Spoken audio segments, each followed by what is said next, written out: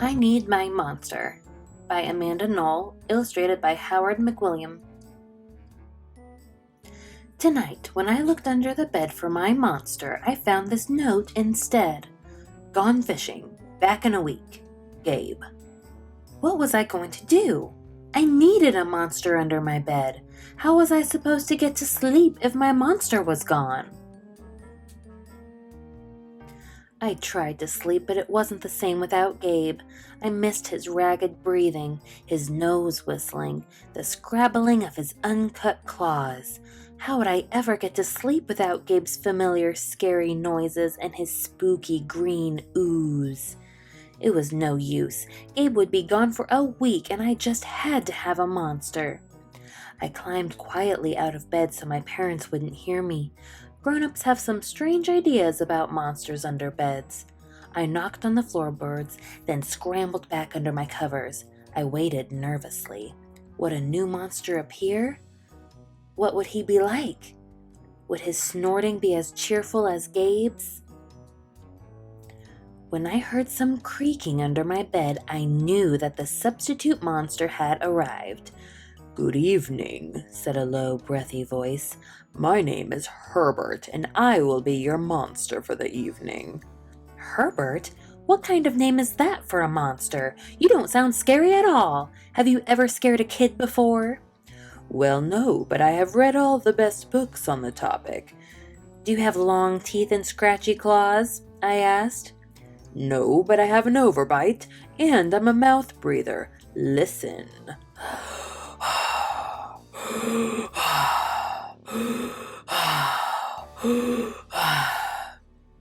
Herbert's panting was kind of scary, but it wasn't enough for me.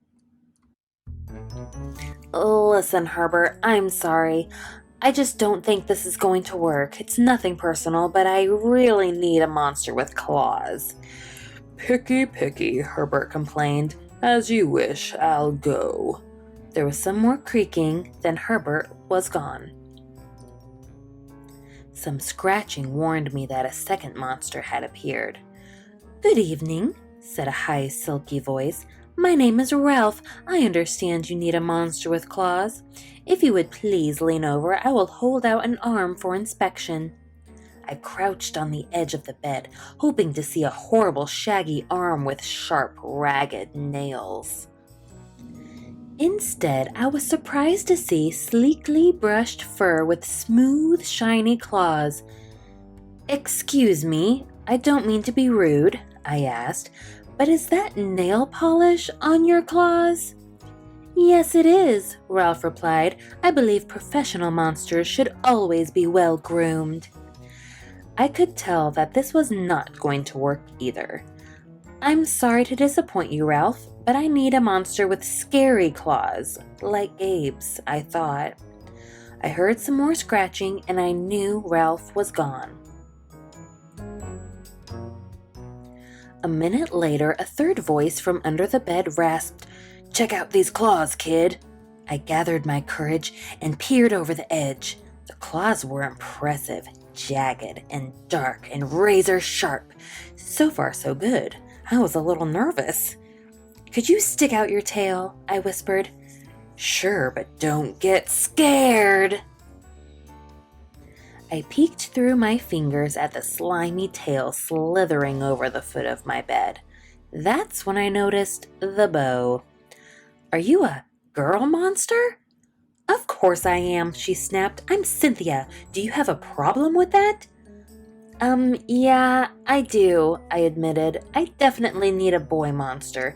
Boy monsters are for boys and girl monsters are for girls. Everybody knows that. "Well, aren't you a picky one?" She sniffed, and then she was gone. Was I being too picky? No. I knew that my monster needed to be well-clawed and menacing. The whole point of having a monster, after all, was to keep me in bed, imagining all the scary stuff that could happen if I got out. Then I heard a shuffling noise and some slobbering. A fourth monster was under my bed.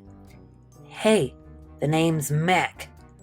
One look at his claws proved that Mac was a big, scruffy boy monster. I shivered. Maybe this one would work out. Those are excellent claws, but do you have a long tail? I leaned over to see. No, my tail is stumpy, Mark slurped. But I do have an unusually long tongue. Why would I be afraid of a long tongue? I asked. Oh, I don't know, he said, trying to sound terrifying. You never know when I might lick you. I fell back on the bed, laughing. Well, if you're not even going to try to work with me, Mac whined. I held in my giggles. I really don't think you should send me away, he warned. Kids who reject 5 monsters in one night. I did not reject 5 monsters tonight, I interrupted. My regular monster went fishing. Fishing, eh? Maybe he just left because you're so picky. Fine, I'm out of here, but I wouldn't expect another monster tonight if I were you. How was I ever going to get to sleep without my monster? I was surprised to hear more creaking under the bed. Loud creaking with scratching. I thought no more monsters were going to appear tonight, I said. Sorry I'm late, kid. Whew, it was Gabe.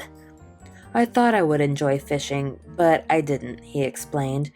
Those fish scare too easily. No challenge at all.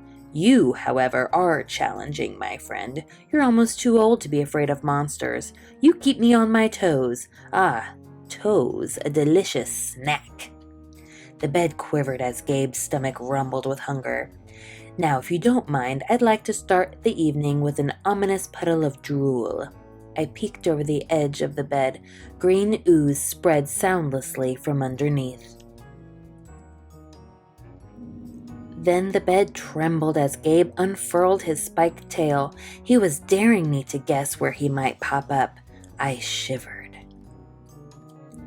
So, you had some substitute monsters tonight, Gabe said, sharpening his claws on my bedpost. Were you scared? Then Gabe started tapping. I could tell he wanted to know if I still needed him. No other monster can scare me like you, I giggled, diving under my covers and pulling them up tight. Through the blanket, I heard Gabe's soft, comforting snorts. Ha! I knew it. We're made for each other, he growled. When my blanket started to slip off the bed, I knew Gabe was ready to eat. Now, if you could please stick out your foot, he said. I'd like to nibble your pinky. I yanked my blanket back up and scrunched my feet in so Gabe couldn't get them. No toes tonight, but you can have this, I offered, pushing a pillow off the bed. I didn't even hear it hit the floor.